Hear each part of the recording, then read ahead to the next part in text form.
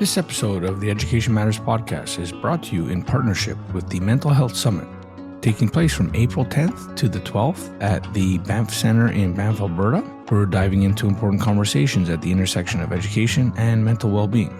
I'm your host, Jason Bucheri, and for this special episode, I'm joined by guest host, Dr. Gina Cherkowski. Together, we'll explore how education can support mental health and empower learners in meaningful ways. So let's get started. And so we are now, Adam Grant says this, we're playing by a set of rules that was established for a world that no longer exists. We are, as big people, overwhelmed, exhausted. There is no time for our educators to refuel because their students, their staff, their administrators can get them anytime. The body keeps the score.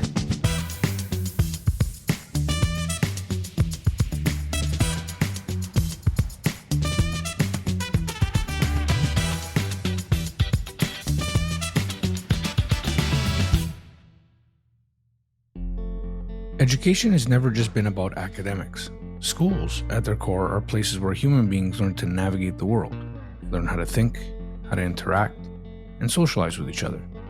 They learn how to handle success and failure. But in a time when teachers are stretched thin, students are facing unprecedented mental health challenges, and entire systems are struggling to keep up. One of the key questions that keeps coming up in my conversations with educators, superintendents, and parents is, how do we take care of the people who take care of our kids? And today's guest is the perfect person to help us answer this question. I'm very excited to present you with Dr. Jody Carrington. Jody is a psychologist, best-selling author, and speaker known for her ability to make complex human challenges feel simple, because as she believes at the heart of it, they often are. Jody has spent her career helping educators, first responders, and leaders understand the power of connection. In her latest book, Feeling Seen, she explores what it takes to reconnect in a disconnected world. Her message is as clear as it is urgent. We are wired to do hard things, but we were never meant to do them alone. In this conversation, we dive into Jody's childhood and the moment that inspired her to become a psychologist. We discuss topics such as the crisis facing education today, burnout, emotional exhaustion, and the loneliness epidemic that's driving it. We talk about why schools need to focus not only on student well-being, but also prioritize investing in the adults in the building. We explore the profound impact of small moments, of teachers, bus drivers, and coaches who make their kids feel like they matter. And we unpack why some of the most powerful lessons in resilience don't come from a curriculum, but from the sidelines of a basketball court or a quiet moment in the hallway, and most times come from a caring and supportive teacher. If you are intrigued by questions surrounding mental health or loneliness or what it means to be a human in a world that often forgets how much we need each other, this conversation is for you. This is Education Matters, and I'm your host, Jason Bucheri. So let's get into it. Dr. Jody Carrington and Dr. Gina Cherkowski, welcome to the podcast. At this stage, I would have given you both a proper introduction, but perhaps we can start with an overview of what you're currently working on. Gina, if you don't mind, let's start with you. Can you let me know where you are and what you're working on lately? Yeah, absolutely. Thanks, Jason. Excited to be here with you and Dr. Jody. I'm excited about the work we're doing on mental health in schools. We've got a research project that we did, and next year we'll be scaling it up to work with 20 additional schools across the province of Alberta and doing impact research on the work we're doing and the programs we're bringing into schools. So I'm super excited about that. And of course, what's taking most of my time is the Mental Health Summit, which is going to be epic. And I'm so excited on that note that Dr. Jody Carrington has agreed to be our keynote speaker, and very excited to chat with her today and talk about all the things that she's doing to support mental health and well-being for both little people and big people. Fantastic. Thank you, Gina. Jody, welcome to the podcast. Where does this podcast find you? Oh my gosh. Thank you for having me. I'm on Treaty 7 land this morning here in Old Alberta, Canada. And snowy, trying to stay warm. This is home for me and I'm rarely here. So today is one of those days. It feels so good to be back. Well, and for those that are just listening and not seeing this on YouTube, you have a beautiful setup, which I'm very, as a podcast host myself, I'm very, very envious of. But thank you so much, Jody, for joining us. As we always do on the Education Matters podcast, I'd love to start with your background. Can you tell the audience where and when you grew up? Yeah. Oh my gosh. I love this part of my story. I don't know if anybody opens with that, but anyway, okay. Listen, I am a psychologist, a child psychologist. I spent a lot of time with kids. That's not how it started. I'm not a huge fan of kids. I much prefer big people. I have 3 of my own, so I'm kind of coming around, but I'm much prefer big people. And I often say, the work that I do, I have a PhD in clinical psychology, all started because of a teacher. So I grew up in Viking, Alberta, Canada, home of the Sutter brothers, 7 boys, 6 make the NHL. I tried to marry a Sutter, didn't work out, which is fine. I got a farmer, but anyway.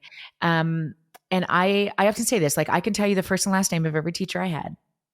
My bus driver's name was Stan Chomik, a crotchety son of a bitch, and he picked us up every day from grade 3, dropped us home every grade to 12, and I loved him. And the administrative support personnel was Ev McLaren and Judy Fitzmaurice Simmons. They were there my whole 13 years of post-secondary or of education. Loved them.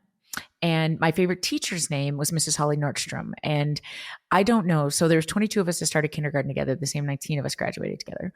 And I cannot tell you a single piece of literacy or numeracy that I learned in those 12 years. Okay. Not one time. But I do remember where Mrs. Nordstrom was standing and what she was wearing the day she had to tell us the then captain of our hockey team had been killed. Mm-hmm. And I remember thinking, even as a 16-year-old kid, if the big people are okay, the little people will be just fine. When big emotion is at the table, there needs to be an anchor. There needs to be somebody that can right the ship, that can keep us pointed in the right direction, particularly when we don't have a script for it. And I remember being so struck by her capacity to do that in a day where, all of us, I would argue, didn't have a script for that. Mm-hmm. And when I went home that night, I said to my dad, I know what I want to do for the rest of my life. I want to be like Mrs. Nordstrom. And he was like, because I was drinking excessively in the Kinsella gravel pits at that point, because that's what you do in small town Alberta. You find a great big hole where the Royal Canadian Mounted Police can't find you, and you try to get a husband. But anyway, so he was so excited that I would have a career goal. He was like, oh my God, you want to be a teacher? And I was like, no, I don't like kids. I want to be a psychologist. I want to make people feel the way Mrs. Nordstrom made us feel that day. And so that started a big journey in this process. And I ended up doing my undergrad at the U of A. And then I had an opportunity to become a civilian member of our Royal Canadian Mounted Police, our national police force for a couple of years. And I started to learn really quickly about organizations and stress and what it looks like when organizations don't look after their people. We do a really poor job in this country of looking after first responders. And so I started to get really invested in this idea of trauma and mental health and organizational stress. So I did my master's, my PhD. And then my residency was in Nova Scotia, and they said, you have to do a rotation with kids. And I was like, listen, not a fan. And they're like, you are kind of like one. We think you'd be a good fit. So I fell in love with the tiny humans, and I dove deep for a whole extra year on the neurodevelopment of babies and the sort of influence of trauma and family systems. And I just fell in love with this idea of the systemic approach to understanding behavior. And so my first job was on a locked psychiatric inpatient unit for kids at the Alberta Children's Hospital. The hitters, the kickers, the biters, the ones that tied F off. I love those babies. And mostly because we ask the wrong questions. They taught me this so early. We always ask, what is wrong? What is wrong? He got the ADHD, he got the bipolar, he got the LD, he's a hitter, he's a kicker, he's a biter. What are his motivators and triggers? And nobody asks this question. We all want to know what's wrong here, but nobody asks what happened here. And when we switch that question from what is wrong here, what happens here, suddenly we have the evocation of empathy, and empathy is the antidote to burnout. So the past decade of my career has really been focused mostly in the space of those doing the work of regulating other people, teachers primarily, police officers, and now we do lots more work in the corporate space, in leadership, trying to figure out if the big people aren't okay, the little people don't stand a chance. And in education, particularly where I've spent a lot of my career, that I think is the greatest investment any agency or government can make. And for the rest of my career will be in education. In fact, I spoke at the United Nations ahead of the General Assembly this year in New York. And the question was, how do we address a mental health crisis? And, my primary response is you invest in teachers, not in kids. Kids are not the problem. So it's, that's where we're at. I've written a few books about it and I speak about it 100 times a year. And it's just, I think the answer is so simple. Well, I mean, there's so many different directions I want to go there. But we're going to certainly spend the majority of this conversation talking about your work and your approach, which I think is fascinating. And I have, fortunately, another expert here with me to help me ask some of those questions. But if I can ask you to linger a moment longer on your childhood, what and how did you play as a child? What and how did I play? Oh my gosh. Sports were a big deal in our house. So we grew up on a farm, and it's in Feeling Seen, which is the last book. I tell the story of knowing I thought my whole life I was the oldest in my family of two. And we learned later that I'm in fact the middle child, which is still disappointing to me actually. And my parents, I have a full biological sibling, a sister that neither my brother and I, nor nobody on this planet knew except my mom and dad. They gave up my sister for adoption when they got pregnant just after high school. And they couldn't tell anybody. They bound, my mom bound her belly, and my father found a home for unwed mothers and snuck her there. And they were told that they could never find my sister. And they didn't. And when I was 38, the adoption records had been unsealed, I think in 2010, no, earlier.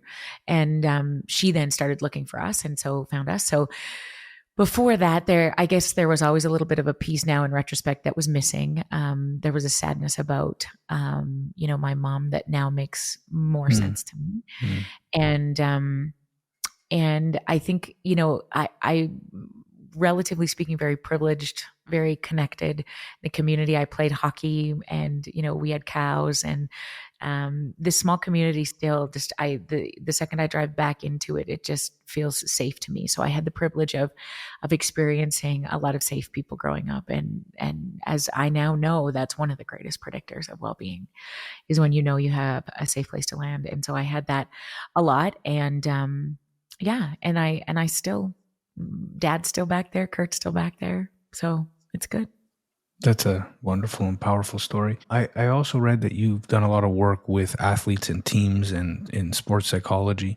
It's been an emergent theme on this podcast that a lot of the guests of leaders of districts and tech companies have this, propensity to play sports and to be part of teams, young and committed.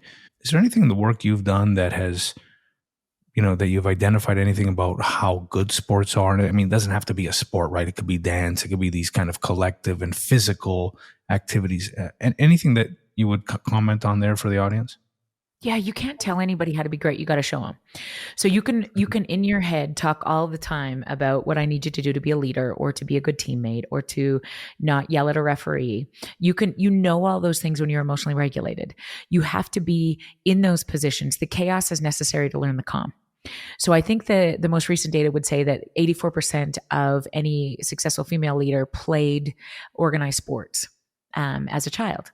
And the indication there for me doesn't have necessarily anything to do with the sport, rather than understanding how to connect on a human level with people when stuff becomes difficult.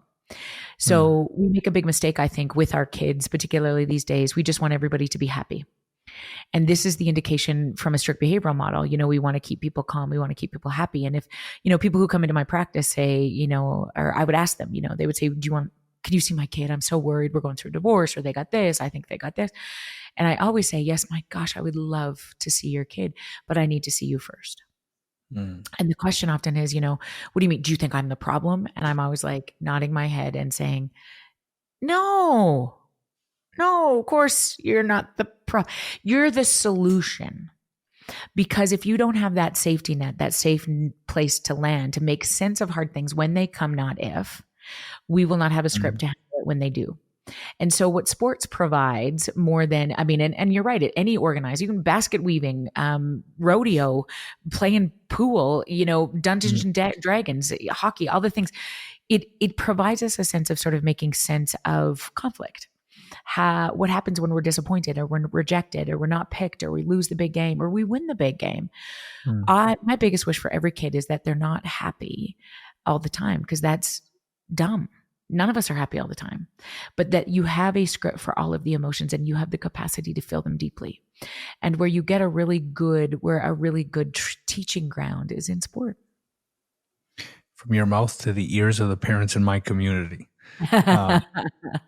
And also that's where parents tend to learn how to regulate emotion. I have never seen more assholery-ish parents in the history of the free world than I have in this moment, because you put a dad who thinks his kid's going to the dub in some U9B tier 677 game.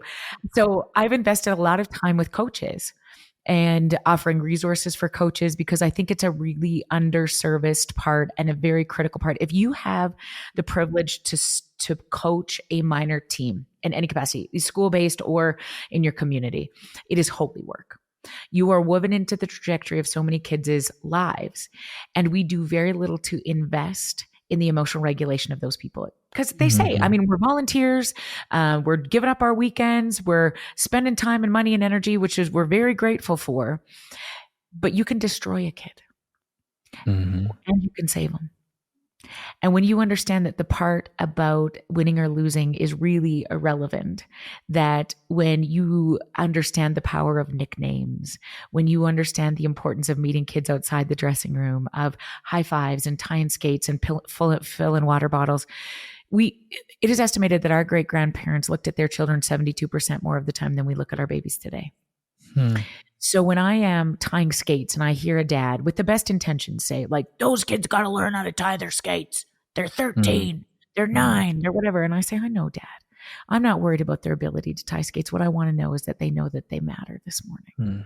And if I can fill them up in this dressing room and tie their skates, they're going to go out there and give me their best shot today. Right? This isn't about coddling them. This is really about making sure that some big person got their eyes today. And so there's so much opportunity on a basketball bench, on a volleyball court, to find the good in kids and then direct them in that order.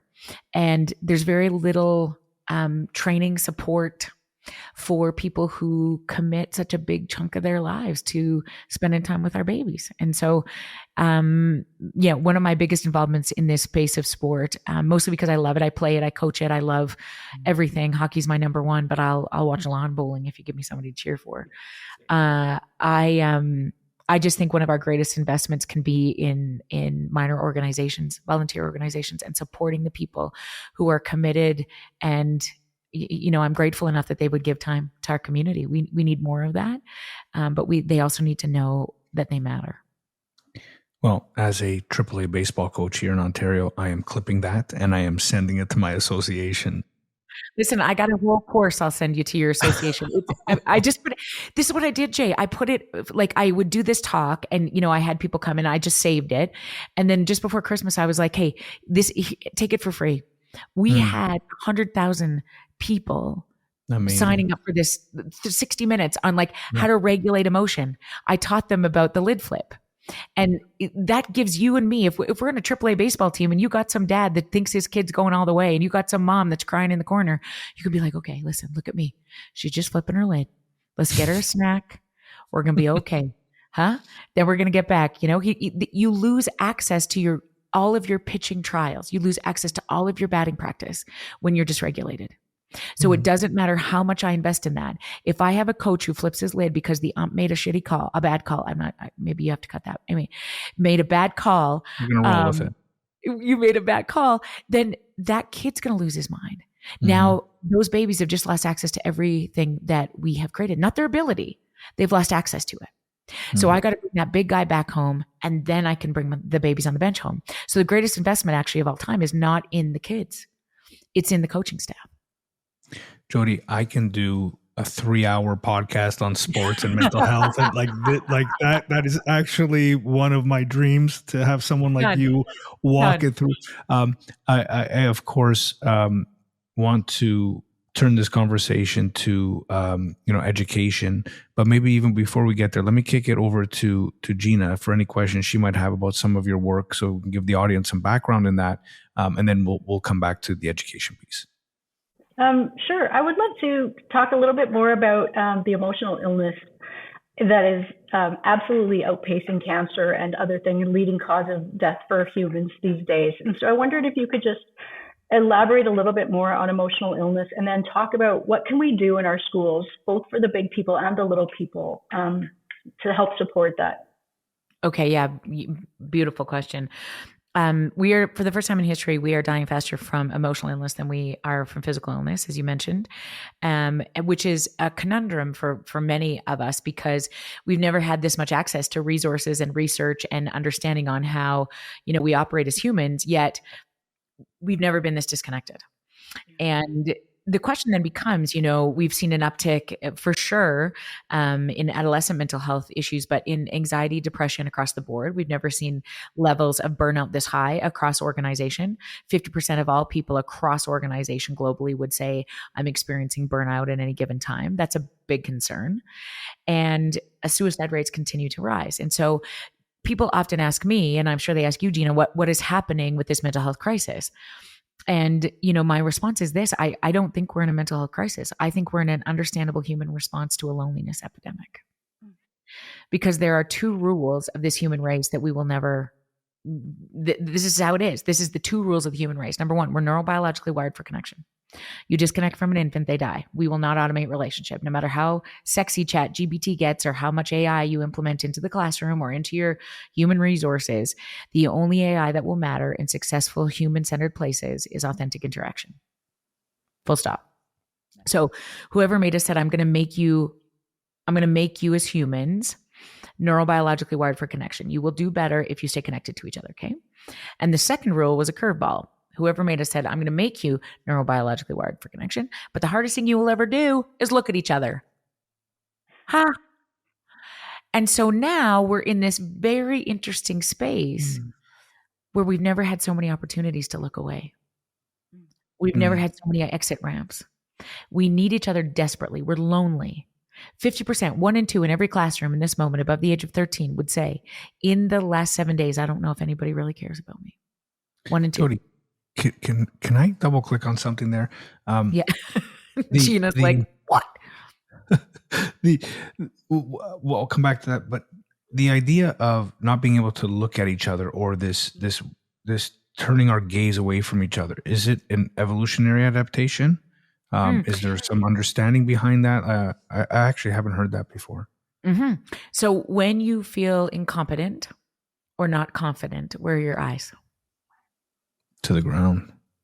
When you're struggling with grief, or you're in grief or mourning or trauma, where's your eyes? If somebody's told you you're a piece of shit your whole life, you don't matter because your skin is of a different color, you grew up in a different country, you don't have the same skill set, you're not able-bodied, any of those things, where's your eyes? Down. And so these are the window to the soul. And when kids in particular, any humans, have been supported and connected, they have the capacity much more to look. Now, people will argue with me all the time about cultural differences and, what if the baby's on the spectrum, all those things. Even, kids on the spectrum need to socially reference, and they use their eyes to do that. So if you have the visual capacity, this becomes critical. And oftentimes, what we'll do at the summit is this interesting activity where, I get people to look at each other. Because you think it's hard, you're fine, we're connected, we have people who love us. How hard can it be to look at each other? It is ridiculous, particularly when we love each other. Anon started this set of research out of Singapore, and I just love it because his only protocol is to get people to look at each other for 4 minutes.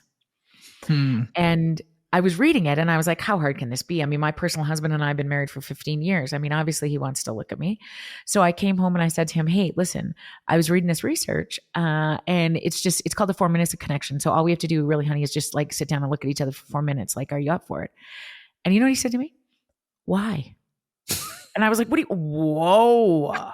what do you friggin' mean? Why? Like, first of all, I had a lot of choices in 2009. Okay.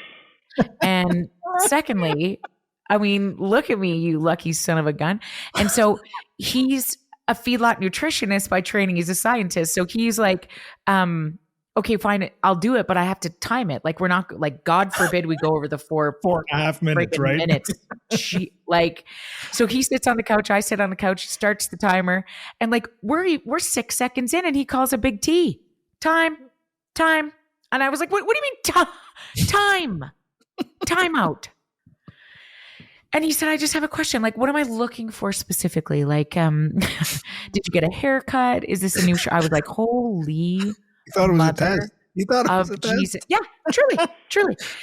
So, and I mean, it was interesting. I had a group of farmers. I was just telling you guys before we started this, in Huatuco, Mexico, doing some training, and like, gosh, kindest humans on the planet. And I said, look, watch what happens when we're here. I want you to watch what happens when you pass anybody in the hallway, when you're on the elevator. Like, we're in a relaxed place here. Most of us feel lucky to be here. We're in privileged positions. Watch how many people look at each other. Very few. If you want to get us in a stressed environment, like you're walking downtown Toronto, or you're heading into the school in the morning, or, in a city, when you're driving, would anybody ever wave at each other? No, you think they've been drinking. You know what I mean? Like, if you go to work and you're just giving your neighbor the old 1-2, like, they're like, what is going on with Jason? Huh? And so you just think about this. Like, I always reference this too. Like, when we grew up in a small town, like, if you didn't wave to somebody when you're driving down the street, like, and it didn't have to be like gregarious, like my personal husband, like, waves with like one finger or two fingers, like, if you really know somebody, then you give them the old, two like this. But like, you stop immediately when you get to a new community, or when you get into the city. You're not doing that anymore. And it begs the question, right? We get really stuck into our own heads. And when you do say to somebody, hi, or, oh my gosh, I love your shirt, Gina, or, oh, I saw your kid yesterday at the ball field, man, I just wanted to tell you, Dad, I don't know what you're doing, but you're doing something right. You say those things, and it's like you pull their prefrontal cortex on first, right? So it's like a bit of voodoo magic, and you get them back to the best parts of themselves. But if we think we're doing that less and less and less because we're stuck in our own heads, because we don't have the skill, we'd rather text somebody, then our babies are not watching us do that. And you can't give away something you've never received. That was awesome. I find that absolutely fascinating. That was, I love ideas, and you just gave me a whole new, I mean, part of me thinks that the sort of biological inheritance is a dominance play, right? Like, you see it in a lot of other species, that the person who controls the gaze is the dominant personality, or in the dominant position in the group. And then I find it fascinating. I never thought of this, that we always tend, right, I guess within a spectrum, to avert our eye contact, and now we have all kinds of excuses to be comfortable in averting our eye contact. Never thought of it. It's brilliant. And bigger spaces, Jay. Think about the square footage of the house that your grandfather went to school in. Think about the schoolhouses, right? Think about the size of the house that, your grandfather was raised in. That's one generation. I mean, my dad lived in a 1-bedroom house till he was 17 years old. Yeah. My dad tells stories about sleeping in the same bedroom as his grandparents. Of course, right? Till he was in his teens, right. Yeah. Like the size of the bed. I often say this, that, my grandparents slept in. You had to knock down, shoot him out. You had to figure your stuff out, right? My personal husband and we got a king size bed. I don't even know where he is most of the time. And so that affords the less opportunities. And so if you think, even kids moving from classroom to classroom to classroom to classroom, we don't want them to get too connected to their EA. Why? What's the fear? They're going to get too connected to them. Right. So then we use that EA to foster other connections. Right? What does it mean if I have a favorite teacher? What does it mean? And you just think about like the accessibility to, I mean, again, this gets me back to like, coaches and, your capacity to forge relationships with the secretary, with the bus driver. Relationship knows no hierarchy. And when you're custodian, some of the greatest regulator in the building of schools are custodians, right? They see them running and they're like, whoop, just a second. I got them. And we're really moving into a phase right now where all hands on deck become such a critical understanding, but they also need to know that all of those hands matter. All of those hands are equally as important in doing the thing that we're trying to do for kids, which is regulate them and teach them that they're not alone. Right? Vivek Murthy is the Surgeon General, or was the Surgeon General of the United States of America. Some of the greatest work I think that has come out of the last 5 years has been his stuff on loneliness, and extra supported by Jonathan Haidt's work, The Anxious Generation. Because what drives anxiety is loneliness. When you have to spin in your own head, and I don't know if anybody cares about me, and I'm constantly comparing myself to everybody on TikTok and Instagram, and I'm not going playing outside and regulating my system. It makes sense to me. Like this isn't complicated. And so the horse is out of the barn. It's going to become very difficult to sort of go back. But what we do is we reverse engineer that. I mean, we thought smoking was good once. We were smoking on planes not all that long ago. And then we're like, oh, shoot, look at the data. Bad choices. So then we've implemented policies that then allow for the safety of people. And this is going to be true in the space of social media. No phones in schools makes absolute sense to me. I'm a massive proponent. You know who I don't think should have access to phones either? Teachers. And if safety is an issue and you have a phone that you need to call the office because you need to do all those things, absolutely. Yeah, we'll maintain Always those had things. that PA system. Yeah, you got it. But we are not that good. Early child care providers. I talk a lot to daycare staff often and after school care providers, some of the most important people in the lives of humans. And we are not that good to not stay connected to the little box that has everything that matters the most to us in our pockets. So if I get a notification from my dad, when I do a talk, I always have to take my watch off, my Apple Watch, because if I see that it's my dad who's in the end stages of dementia, or my 3 babies when, maybe Aaron's not home yet, or I don't know where, it doesn't matter who I'm serving. They're not as important to me. I'm just not that good. And neither are you and me. And so if we have to remove those barriers, otherwise we won't do it. I mean, we know we shouldn't watch Yellowstone till 3:00 in the morning. We know we shouldn't put on another episode of Dateline, as we relax in the evenings. We know that. We're not that good. So there needs to be the interference. People say this to me all the time. I just really don't like people. You know what I'd really like to do? I'd like to go to a cabin in the woods where nobody could get me and there's no Wi-Fi. Like, do you know you could shut your phone off? Like, do you know that? Yeah, it's an interesting. That's a really interesting point. And Gina, please feel free if you've got another question you want to jump in, because solitude is also so important, right? But I think we would talk about it in a different way here, right? Like intentional solitude, the kind of solitude that is produced by the literate experience, which is yourself, a book, an exploration. But the purpose of that solitude is always to come back to the community better, refreshed, right? So I think that's a great way to think about it. I think if we have an authentic sense of a place we belong, a place we're safe and loved, we're safe in those moments of solitude.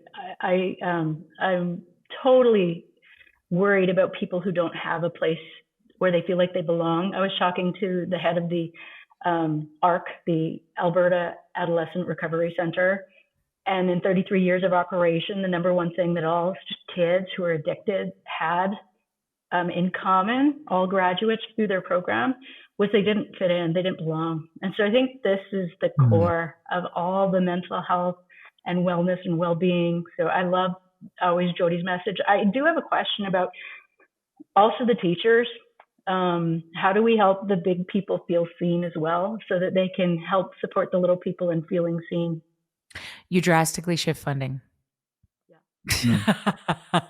On a macro level, that would be my first thing. We when I say to any divisional leader, and this is across North America, help me understand what you do for kids. Well, everybody got a Chromebook. We've invested in Leader in Me and Zones of Regulation. We got all these kind of programs. We bring in the magician once a month, and we have like assemblies, and like some guy, I don't know, pulls stuff out of, makes balloon animals. It's so exciting, whatever. Oh my God, this is amazing. All these beautiful things. And we have safe spaces for kids to land, and we have sensory rooms, and we've invested Okay, cool. Oh my God, so good. What do you have in place for your teachers? Well, we do a potluck. Holy shit. Nothing says you matter like bring your own food. Okay? So there's a way of operating in the system that believes we are serving kids, which is so true. Yeah. Mm-hmm. And I understand that kids first, kids matter. Like those are the mantras of many school divisions. Okay. And I'm glad because my children, the three most important people in our world attend public school. And I'm very grateful for it. Some of the greatest experiences they will ever have is in the moments of laughter with their teachers. I say this to my kids all the time. Who's your favorite teacher? And they always tell me, the twins tell me anyway, it's Mr. Seeley. And they had him 5 years ago. I said, why? Why Mr. Seeley? Because he had a turtle. That's it. He had an amphibian. Like best. They're not like he was the greatest literary, So I also know Mr. Seeley is very loved in our community. He has a great group of people who are really committed and connected to him that, when we were the parents of the kids in his class, it was really the focus of us to bring him stuff and snacks and to give him all the things to remind him he's amazing because the truth of kids. And when I wrote Kids These Days, this was really the point. Like when you're acknowledged, you rise. And we've known this about kids and emotional regulation for a really long time. When I speak to teachers, the slide deck doesn't change. When we understand the importance of acknowledging them, they rise. And what I say to teachers all the time is the unfortunate part is we are not going to live long enough for probably the government or the big shooters to understand this drastic shift that I think will have to happen over the next couple of generations, particularly as people get more dysregulated. The only thing we have control over is you and me doing the next best right kind thing. And when I feel overwhelmed, I'm like, it's leadership. It's the lack of funding. I only have EAs. There's too many or not enough EAs. There's not even too many IPPs, whatever the deal is. And I say, okay, listen to me. Here's what we need to do. This is the number one trick. And we'll talk about this at the summit too, is really how do we get back into our own bodies? We spend a lot of time with our shoulders up. Uncertainty, fear, no end in sight, the three components to the most dysregulated among us. So if I look at a kid who's just flipped his lid every single day, all day long, uncertainty, fear, no end in sight, that's what's living in his body, I promise you, or their body. If you think about this as an adult, like if you've ever heard the word cancer in your family system, uncertainty, fear, no end in sight, there's your shoulders, okay? Housing insecurity, financial insecurity, any of those things. COVID, uncertainty, fear, no end in sight, this goes here. What happens then in my dysregulated body is I don't lose my ability to be great. I lose access to it. So I maybe once was the best teacher. I once did this to make a difference. I loved the kids. I enjoyed the laughter. But when I am like this, I lose my ability to do those things. So if I were to reverse engineer that, it doesn't mean we need more training or support or any of those things. That won't matter if we're still all in dysregulated bodies. And we will be PS because we're strapped to an Apple Watch that is giving us buzzes of cortisol, right? The Team Snap notifications that are happening here, every email that I get, the mixed text messages, 16 messages from my daughter saying, I don't know where my agenda is. None of those things calm my nervous system. And then when I'm sitting in front of a computer, I'm getting notifications all day. Our parents didn't experience this. Not one time. We're the first generation. And then when we take a break, we're looking at social media. Also, nothing good lives there. Okay. So there's also not going to be anything there that's going to calm my nervous system. It's going to be like, oh, she's working out already, that bag. Oh my, why didn't I? We need family pictures. Like, so you're like this all day. And then you drive home and you listen to a podcast because you're not good enough. So then you do that. And then you get home and you're supposed to frolic with your children and you don't even like them. And then you try to go to sleep and you watch Dateline just to relax. Some murder in Tallahassee, So the reverse is true. It would be to do this on purpose. Drop your shoulders. Drop your tongue from the roof of your mouth. It's the most primitive response to stress. And so that's what, we're going to talk about this at the summit, but this will be my number one direction. You matter more than your teams and the people you serve. So it is a direct switch in terms of our priorities. You and the people you go home to, you, your teams, and then the people you serve, the kids you serve, in that order. That's what matters. There's a good amount of this audience are superintendents, like, the folks you're going to speak with and work with in Vancouver School Board, and ed tech leaders. What are do you have some real just practical kind of advice for them on how to structure whether it be teacher pro D that doesn't feel like, we're going to be lectured about assessment of learning, assessment for learning. Is there something else that we can be doing that you would suggest to them to really be thinking long and hard about, or to be implementing? Yeah, consider taking a big break from teaching teachers what to do in their job and teach them how. So again, it's exhausting, I think, talking again about, curriculum, literacy, numeracy again and again. Like, I understand, like, we all want to get better at the craft of our respective business. But I think some of the smartest organizations in the world do a very good job of focusing on the humans. Because the most important work, an Indigenous leader taught me this up in the Yukon 2 weeks ago. She said, "Do you know who the most important people are that you work for?" And I said, "Tell me." She said, "The ones you go home to." And if we can have a Pro D day that really reminds us of that, I mean, this is why I love to do Pro D every day, all day, because it's so easy to get us back to why we do this stuff. When we sink into the top 3 kids, for example, that you'll never forget. The ones who remembered your birthday, the ones that made you like were the life-sucking Cailloux and you like wanted to throw punch them, or the ones that, maybe even the ones who died, right?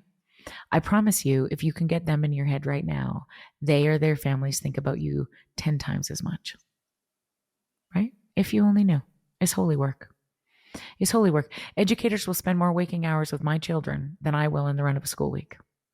They are the greatest investment in the next generations to come. Because if they're not okay, our babies don't stand a chance. If you had a magic wand, what would you do to the education system? You mentioned funding, but this wand doesn't end at funding, Jody. You can do whatever you want. What would you do?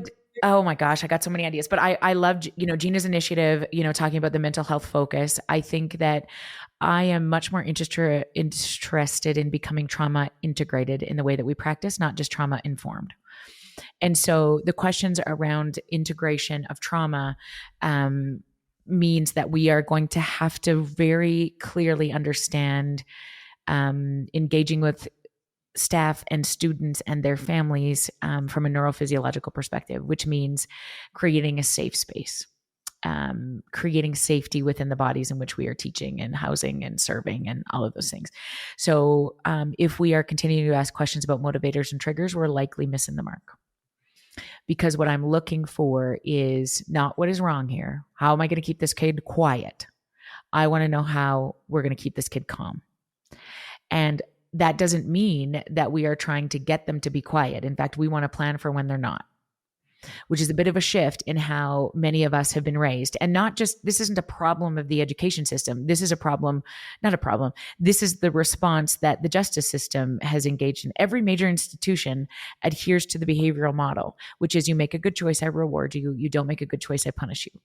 So that's the fundamental underpinning of the justice system, of education, of the parenting philosophy all of us were raised in. Many of us were raised in. I shouldn't say all of us. Many of us were raised in.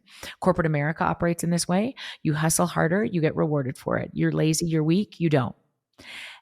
And that problem with the strict behavioral model is it came from a place where we had one thing in this universe that we no longer have, and that is proximity to each other.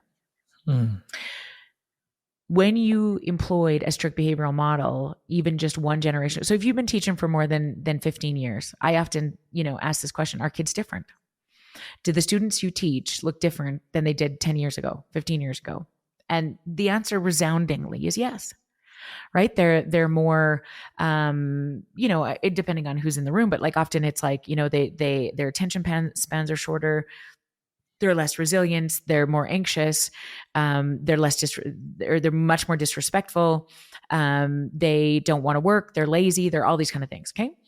And so I say, oh my gosh, like this sounds like a big deal. And then I say, have you noticed any change in parents these days? What do you notice about the big people? Well, they're very distracted. They're exhausted. They're overwhelmed. They're overscheduled. There's no time for rest. Sundays used to be a day of rest. No longer. We have 16 hockey games. Oh, shocking. Okay. So we have a very dysregulated group of parents who are hilarious and funny. Their babies are struggling too. So the issue isn't the kids. I've assessed and treated over 1,000 kids in this country. Not one time have I met a bad one. Not one time. I meet increasingly dysregulated children. That's who I meet. And at the Children's Hospital, I mean, we would see ACEs scores of 9, 10 in every baby that came through, ages 4 to 18. And, lots of, very few corrective experiences on board. And so the question then becomes, how do we create systems in which there are more corrective experiences, because we can't control what happens in the trauma space. So our biggest job is, are we providing a sense of safety and connection and security, and an understanding that emotional dysregulation isn't the problem. How we respond to it is what matters. And if I'm responding to it by saying things like, you're not making good choices, you're in the red, you're suspended, all of which might be helpful in some state, at some point. But the idea is what I do with that. And when I teach, that becomes really critically important. And so I think, Gina, the wellness initiative, this understanding of sort of moving that voice to the head of the table. I've been working with institutions across North America, educational institutions, and I've seen a very slow shift from, the parameters, their focus. Mental health never even made the list before. And now, it's certainly behind literacy and numeracy. Mm-hmm. And relationships would be there because that's cute, but there's really no reflection then of in the way that they operated, or what. Help me understand. I would say, when you catch a kid vaping in the bathroom who's 12, all right, we know bad choices. You can't vape on school property. Got it. So policy would say, I'm going to suspend that kid. Okay, cool. So you're going to send him home for a couple of days. What do you think is going to happen during those 2 days? When you suspend this guy, what do you think is going to happen? He's just going to go home and do some deep breathing, or maybe some reflection. And they're like, well, no. And I said, well, help me understand, right? The data is clear. So suspension is a pipeline to prison if there's no intervention. Okay. So there's no support during the suspension, no reintegration back after you leave the school property for a couple of days. Help me understand why we still are using this where there's no data to support it. And Grace Murray Hopper said this. She's one of my my mentors. And she was the first admiral in the US Navy. She said the most dangerous phrase in the human language is, it's always been done this way. And so we are now, Adam Grant says this, we're playing by a set of rules that was established for a world that no longer exists. We are, as big people, overwhelmed, exhausted. There is no time for our educators to refuel, because their students, their staff, their administrators can get them anytime. The body keeps the score. Before we even pee, we're checking our emails. Right? We go home. We're supposed to leave school property at 4:45 or whatever. It doesn't matter to me, whatever the number is. Who leaves the property at 4:45? And then your little phone's in your pocket, attached to all the emails. And you just, because we're caring people. When you serve other people's children, I want to make sure they're okay. I'm thinking about them at night. I'm losing sleep over other people's babies. I'm doing all these things. I've never met an educator who hasn't. They're some of the finest humans on the planet. And our biggest job is just to look after them a little bit better, I think, so that they have more access to those good stuff. That's all. Absolutely. And our educators and our leaders there too, because I know our leaders are struggling well as, of course, right? our teachers. Yeah. Yeah. Yeah. And I think that's the relationship knows no hierarchy. So what's really critical to me is, like, do not underestimate your power as an EA or a bus driver to go to your superintendent's office, or as a bus driver to walk in and say to the principal, I got to tell you, I'm really happy to work here. You're doing a great job. I know I see a lot of people are upset these days, but you're doing it. I love your smile. I love that you're meeting the kids in the bus. Like, do not underestimate your power, right? Because we're feeling as incompetent as parents these days with this new script of technological advances as educators are, as leaders are. Nobody knows. What's the answer? Should we have phones in school? I don't know. Is the vaping bad? Is it good? Should we all vape? What's a TikTok? I don't do it. Right? So, like, none of us know, and we don't have a script for it. And then that is the most divisive thing on the planet. But the point is, we're never meant to do any of this alone. So I love it when we get to do summits like this, because it really is this sense of bringing people doing this work, the exact same work, together in one place, so that we can start to have those conversations. Because this is happening in every school district, across every province, across every territory, across every state. These same conversations are had, and they're very siloed in the way that they do business. At the summit, I think we're going to make sure that we have as a priority to feel seen and to really acknowledge one another there, Dr. Jody. I think we'll take that to the summit. We're going to learn, connect, and share expertise, but I also wanted people to come and experience wellness for themselves. So I love your message about self. We have some self practices like a forest bathing expert is going to take people out into the trees to help them with the meditative practice and the healing in nature. We have people who can do meditation, yoga, exercise, and just compassion retreat, all kinds of things, so that I don't just want them to come and to a typical conference. I want them to come, learn, share, connect on a human level that's deep, have impact, so we take it forward and actually make change in our schools and our systems for our kids, parents, and families. But I want them to feel well too, and remember it's important to take care of yourself. So yeah, thank brilliant. you for being a huge part of that. I love that, Gina, because again, we can't tell them how to be great. We got to show them. So the biggest focus for me all the time, right, is then like, okay, am I moving my body? Am I drinking my water? Am I doing the things that I need to do to be the best human? And I told this story the other day, like Aaron and I, my personal husband, had a big knockdown, shoot 'em out fight over Olivia wouldn't go to school one morning. And so he's screaming and she's yelling. And then I'm getting a text. Okay. So I'm doing a talk on relationships because I'm the expert. I wrote a book on it. And I got a personal husband flipping his lid. And I got two of my children texting me, said, Dad's losing it. What do we do? And I'm like, okay, clearly I'm going to get divorced. This is the first plan. And then second, like all of the children, like, this is it. Why did I ever become a parent? And I think that we don't understand, or we don't talk nearly enough about how difficult it is in this season. And that when it gets difficult, what we want is other people to be doing better things. And what we often miss is the importance of just slowing it down right inside our own bodies. Mm. That is the only thing that we have control over first. And I knew, so when I got all these text messages, this is what I was saying to them this weekend. I was like, my first order of business was to calm down. Because my first phone call was really like, okay, we're getting divorced. I cannot believe that you would speak to our children in this way, which, I mean, I speak to our children this way all the time, but I was really not having it in this moment. And I knew that, okay, I had to remind myself all of the ways that this human is an incredible dad. And that all the ways that these two babies have so much going on. They're 12-year-old twins. Right. My 14-year-old was pontificating how his father should be parenting better, which I'm sure was also very helpful. And so when we get back into that space, right, then there was more room for us to navigate this as parents. And that's often the mistake, we miss all the time, is that if senior leadership would do this, if I wasn't on this person's team, if it wasn't, all of those things may be true. But you will have access to the best parts of you when we settle that in first. And we have to experience it to know what that feels like. So that, all of these opportunities are going to be there at the summit, I think is great. And then integrating that into knowing that, the body keeps the score in this whole system is going to just be so helpful. Well, I think this has been a fantastic preview for some of the amazing conversations and perceptions and learnings we're going to have at the conference. So Dr. Jody Carrington and Dr. Gina Cherkowski, thank you very much for your time today. Thank you for having us. Thank you, Jason. Thank you, Jody.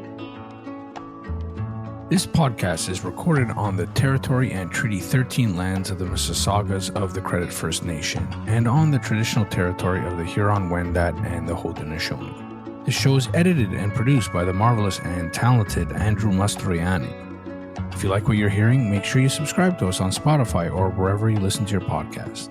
Until next time, remember, there's absolutely no inevitability as long as there's a willingness to contemplate what's happening. I'm your host, Jason Bucheri. Until next time.